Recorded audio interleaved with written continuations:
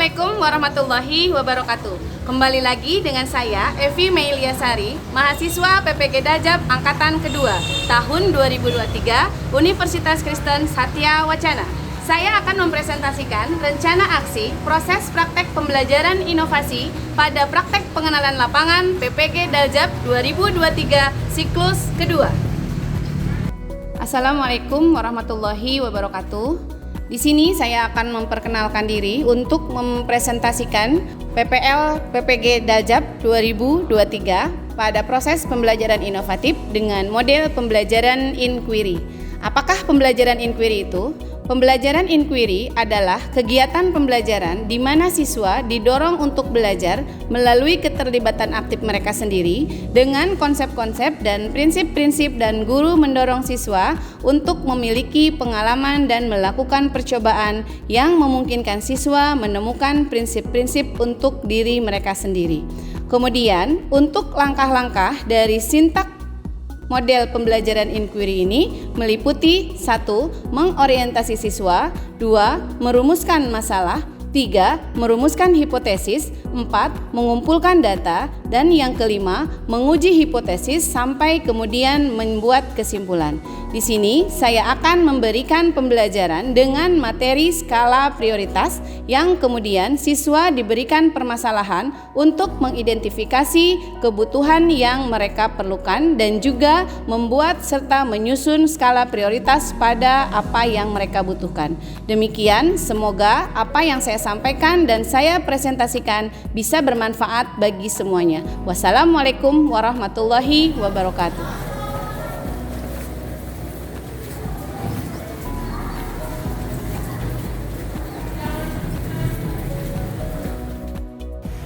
Assalamualaikum. Waalaikumsalam. Ucapkan salam. Assalamualaikum warahmatullahi wabarakatuh. Waalaikumsalam warahmatullahi wabarakatuh. Sebelum belajar, marilah kita berdoa. Berdoa dimulai.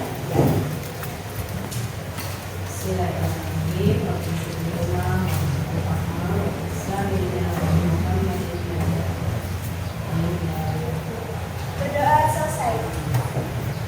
Ya, baik. Sebelum kita mulai di pembelajaran ini, sekarang Ibu masuk di kelas 10G. Gimana kabarnya 10G? Alhamdulillah, luar biasa.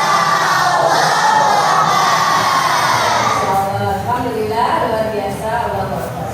Baik, sebelum nanti kita mulai pembelajaran ini, Ibu akan mengabsen dulu siapa saja yang hari ini tidak bisa hadir di dalam ruangan ini, dan tolong yang nanti tidak hadir Ibu minta alasannya, dan yang hadirnya nanti tolong ketika dipanggil namanya kalian ucapkan hadir. Kita mulai saja untuk absensi ya. Dimulai dari nomor 1 kelas 10G. Bismillah. Alia Hadir. Andika Izin. Andini Hadir. Andini Okta Hadir. Hari ini kita akan belajar untuk membahas tentang skala prioritas. Tapi sebelum belajar, Ibu lihat sepertinya banyak yang kusut ya, banyak yang mukanya kayak nggak semangat gitu ya. Entah karena kehujanan atau mungkin efek hujan yang pengennya bubuk. Iya, pengen bubuk, pengen selimutan, nggak mau bangun, main handphone, scroll TikTok, gitu kan, nggak jelas sebetulnya kayak gitu. Jadi mendingan sekolah aja. Semangat dong. Semangat. Siap untuk belajar? Siap. Masih ingat dengan bentuk semangatnya? Masih. Tapi itu nanti. Oke. Sekarang kita ice break dulu untuk merecharge energi kalian supaya siap untuk belajar. Yuk berdiri yuk. Ayo. Rapikan bajunya, yang masih dikeluarkan tolong dirapikan. Karena untuk calon Kalian lihat eksekutif muda. Gagah kan Randy ya? Bajunya rapi, bersih, mukanya walaupun nggak ganteng juga tapi enak dilihat. Itu artinya dia aware sama tubuhnya. Jangan asal berangkat, asal tampil, apalagi kalau udah punya crush. Ini dilihat sama yang diidam-idamkan. Yang laki-laki sudah rapi dulu semuanya sayang? Sudah.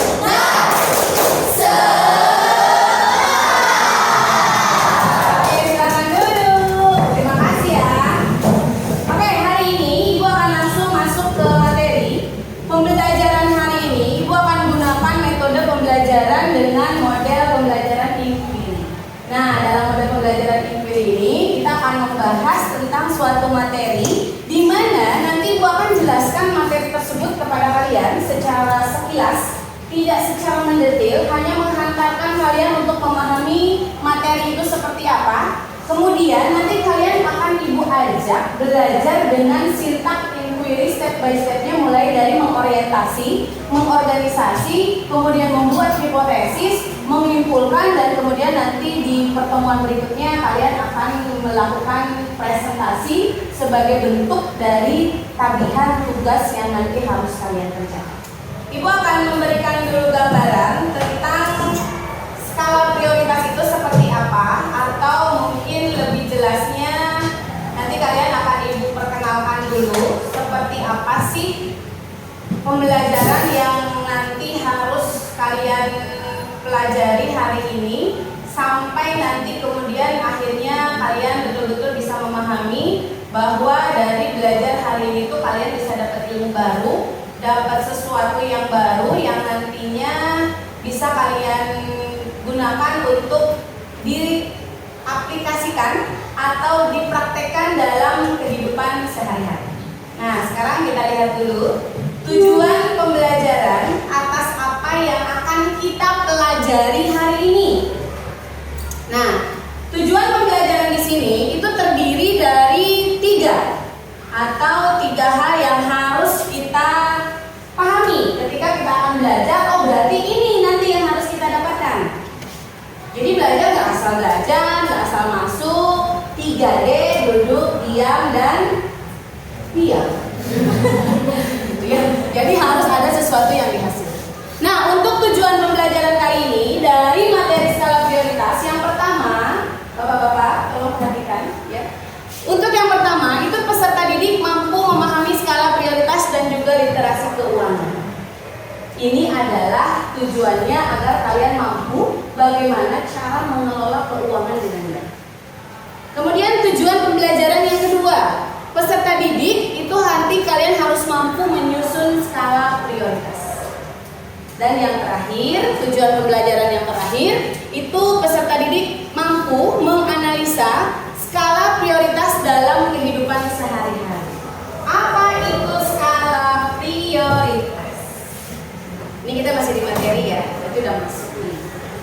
Untuk memahami skala prioritas dan juga literasi keuangan, itu kalian harus memahami terlebih dahulu apa itu kegiatan ekonomi, dengan memflashback pada materi sebelumnya, di mana skala prioritas dan literasi keuangan itu adalah merupakan bagian dari tindakan ekonomi untuk menyelesaikan suatu permasalahan atau masalah inti dari ekonomi, yaitu kita sudah kaji bahwa yang namanya kelangkaan itu muncul akibat ketidakterbatasan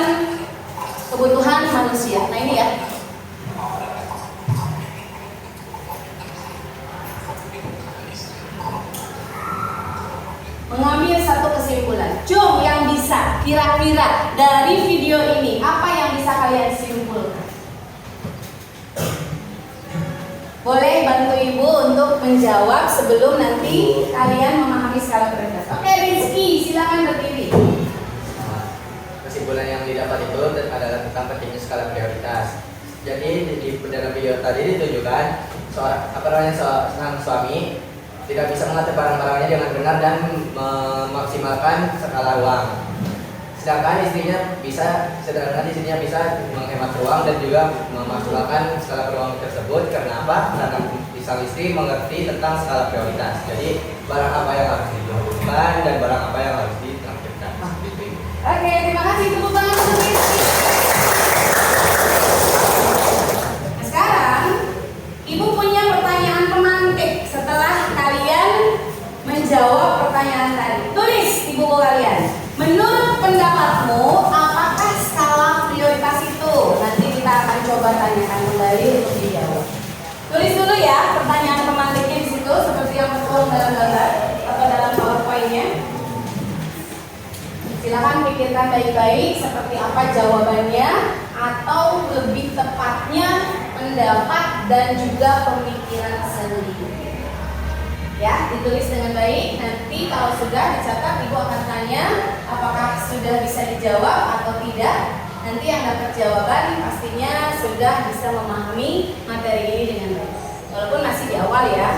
Oke, Ibu akan tunjuk Marsha. Marsha, silakan berdiri jawab. Apa pendapatmu tentang skala prioritas? Pendapat saya tentang skala prioritas yaitu skala prioritas adalah data susunan kebutuhan manusia yang paling penting hingga kebutuhan yang dianggap paling penting. Dengan adanya skala prioritas, manusia bisa menyusun apa kebutuhannya sendiri. Oke, tepuk tangan buat Marsha. Studi kasus kedua. Ini ada tabel kebutuhan yang sudah Ibu urutkan dari data kebutuhan yang ada pada tabel tersebut. Bagaimana pendapatmu untuk mengurutkan kebutuhan Pak Petani tersebut sesuai dengan sifat dan kebutuhan dari integritas atau tingkat kepentingannya? Tingali, kemudian pelajari. Kira-kira mana yang paling penting dari ketujuh itu? Sengaja Ibu berikannya banyak biar kaliannya pusing. Nomor selanjutnya, nomor 5 katanya bayar hutang. Oh, si paling bertanggung jawab. Oke, bagus sekali. Nomor 3, Cung, ayo melengkapi. Siapa yang mau? Oke, di sini. Ayo Ki, nanti di badai Ki. Satu dulu aja kamu. Soalnya semakin di sini agak tambah sulit ya. Kira-kira naon sih? Cek si Rizky beli sapi deh lah. Makanan sapi. Terus cek Rizky. Nomor 1, membeli makanan di rumah itu betul harus ada di skala nomor 1. Yang kedua, membayar hutang jelas ini juga penting. Berarti ada di kuadran 2. Panduannya kuadran 2 penting dan kurang mendesak. Berarti harus bayar. Yang ketiga ini benar ya? Yang ketiga, nah ini kontroversi nih di sini. Mulai timbul perdebatan kembali. Sapi dulu, bebek dulu, ayam dulu, atau kambing ya?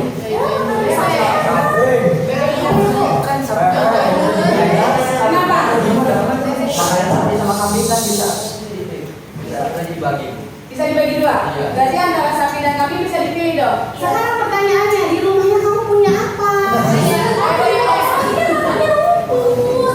Yang ada kebanyakan di rumah itu kebanyakan punyanya ayam. Berarti yang ketiga memberi makanan ayam. Tahu sudah bakal.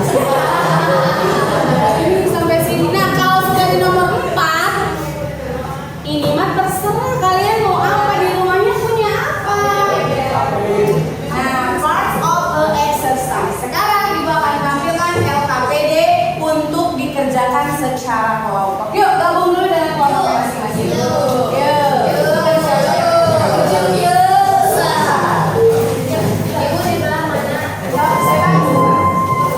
Untuk asesmen ini nanti Ibu akan selain Ibu tampilkan di depan di sini ya,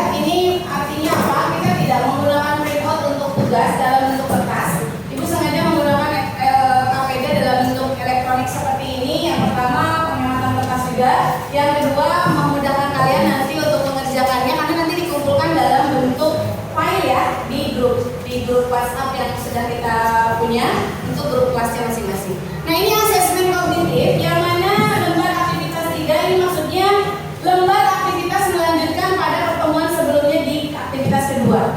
Ya. Nah, aktivitas ketiga ini ada tugas kelompok yang harus kalian kerjakan.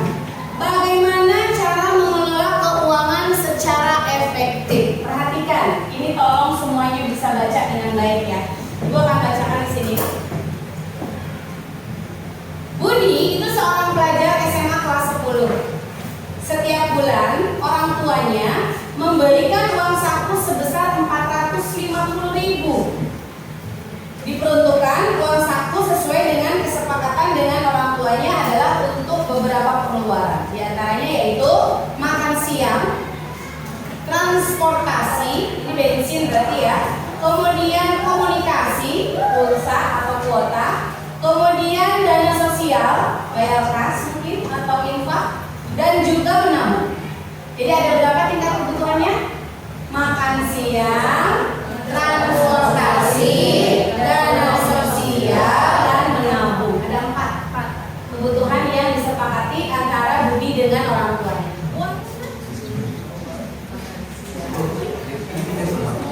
Enggak, ada ditulis cuma jawabannya. Kan ada di WhatsApp ya, udah di-download kan?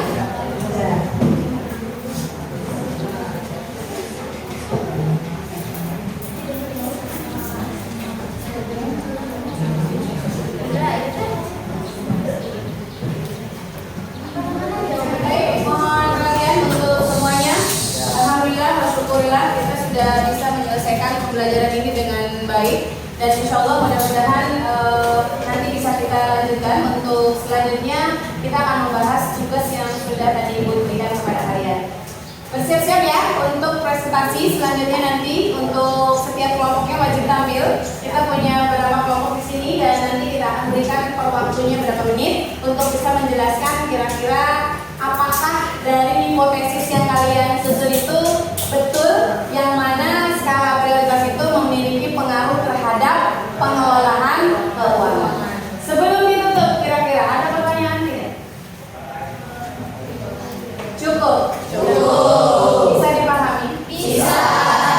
Kalau bisa dipahami, kita tutup pembelajaran ini dengan mengucap Alhamdulillah.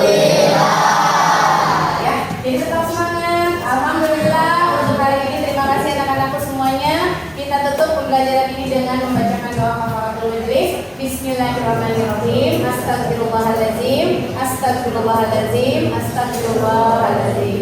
Bismillahirrahmanirrahim. Subhanaka Allahumma wa bihamdika astaghfiruka wa asyhadu an la ilaha illa anta astaghfiruka wa atubu ilaik. Alhamdulillah. Oke, silakan ucapkan salam.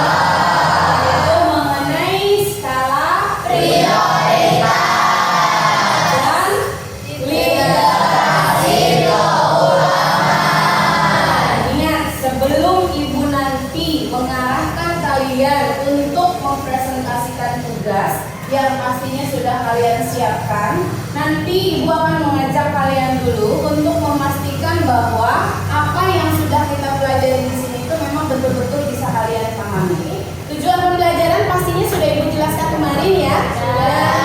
Kira-kira menurut kalian dari tujuan pembelajaran ini mana yang sudah bisa kalian tekankan untuk bisa kalian terima? Nomor 1 dan nomor 2. Berarti tinggal satu lagi nih. Peserta didik harus mampu menganalisa skala prioritas dalam kehidupan sehari-hari. Dan untuk materi yang sebelumnya juga Ibu sudah memberikan pertanyaan pemantik. Sudah dijawab belum? Sudah. Coba buka bukunya. Ibu mau tahu jawabannya. Kan kemarin belum dijawab seluruhan ya. Ada beberapa orang saja. Ibu pengen tahu nih yang lain-lainnya.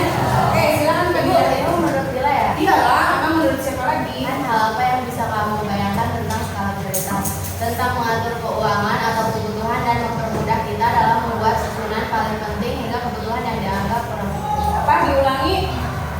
Jangan terlalu cepat. Tentang mengatur keuangan atau kebutuhan dan mempermudah kita dalam membuat susunan paling penting hingga kebutuhan yang dianggap kurang penting. Oke, kemampuan diri sendiri ya secara pribadi di mana kita mampu mengelola, mampu memanage, mampu memisahkan dan juga mampu memilih mana kira-kira yang memang penting untuk kita penuhi ataupun yang memang sekiranya kalau menurut Randy kemarin itu bisa ditunda. Silakan bergabung dengan kelompoknya masing-masing. Yuk, ayo gabung. Satukan dulu bedanya ya.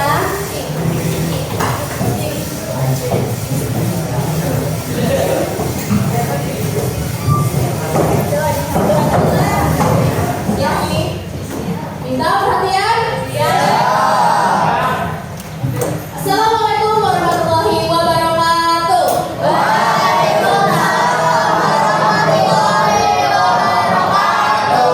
Perkenalkan, kami dari kelompok 7 yang beranggotakan Saiful Dila, Tiara, Siti Fadila, dan saya Siti Mulyani. Di sini kami akan mempresentasikan tentang hasil studi kasus kami yang tentang mengelola keuangan dengan skala prioritas Budi. Sebelum kita lanjut, kita akan mengetahui dulu apa itu skala prioritas. Skala prioritas didefinisikan sebagai daftar susunan, di mana daftar susunan ini disusun dimulai dari kebutuhan yang paling penting sampai kebutuhan yang kurang penting. Dengan adanya skala prioritas, kita sebagai manusia bisa menyusun kebutuhan berdasarkan tingkat kepentingannya. Pada lembar kerja siswa untuk pengelolaan keuangan Budi, yaitu Budi memang seorang pelajar SMA kelas 10. Setiap bulan orang tuanya memberikan uang saku sebesar 450.000. Uang saku itu diperuntukkan sesuai kesepakatan dengan orang tuanya, yaitu untuk beberapa pengeluaran seperti makan siang, dana transportasi, dana komunikasi, dana sosial, dan menabung. Terdapat dana komunikasi, yaitu 85.000 itu untuk 30 hari atau per bulan. Selanjutnya terdapat dana transportasi. Dana transportasi ini kami ambil kami berasumsi bahwa pengisian bensin itu minimal 3 hari itu akan habis. Dan kami berasumsi juga pengisian bensin itu mengisinya sebesar 10 hari. Maka kami sudah diperhitungkan 10 kali 10 sama dengan 100.000 per bulan. Selanjutnya untuk dana sosial itu atau sebagai kas itu kan 5.000 di kelas 10 Jadi 10 kali 4 kali 5 sama dengan 20.000. Dan untuk menabung itu sifatnya mungkin bisa dipenuhi atau tidak. Saya mempunyai satu question, yaitu belajarlah dengan berpikir itu akan baik, dan jika tidak belajar tanpa berpikir itu akan berbahaya. Nah, seperti itu. Kita harus menerapkan question itu seperti dalam kehidupan sehari-hari kita.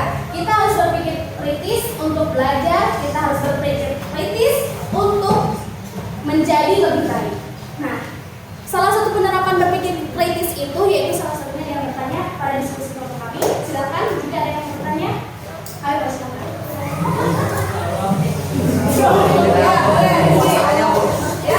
Pertanyaan kecil itu 3 kali. Nah, 346.000 ya? Ya. Kan di situ tertulis apa namanya? Dan uang yang dimiliki Buddha yaitu 140.000 kok 340. Kan 450 dikurangi 340. Sampai malasnya 140. Jumlahannya saya Ya, benerin. jumlahannya.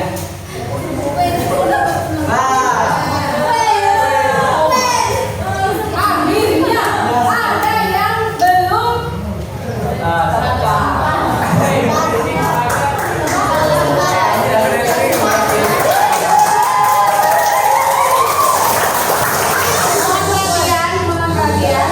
Ini diskusi diarahkan untuk memperoleh kesepakatan, bukan saling menyalahkan, bukan pula mencari kelemahan. Intinya kita mencari benang merah. Apakah yang kita jadikan permasalahan dalam diskusi itu sudah sesuai belum dengan teori?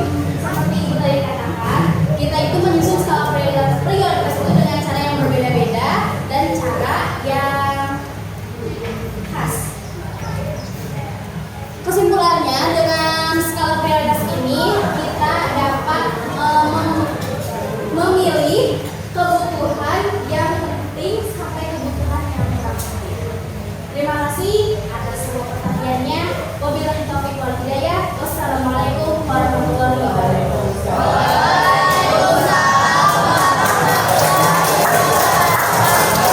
Dan Ibu rasa dengan praktek seperti ini kalian bisa memahami dengan lebih detail bahwa apapun yang kita pelajari hari ini itu pastinya akan memiliki suatu penerimaan dan juga apa istilahnya daya serap dan daya tangkap yang berbeda-beda.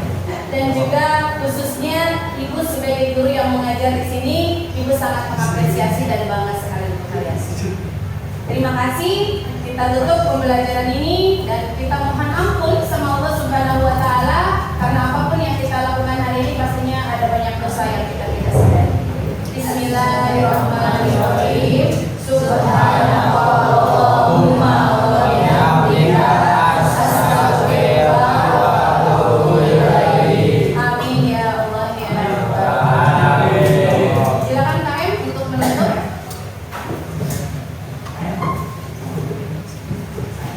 Ditutup untuk ucap salam dan juga doa.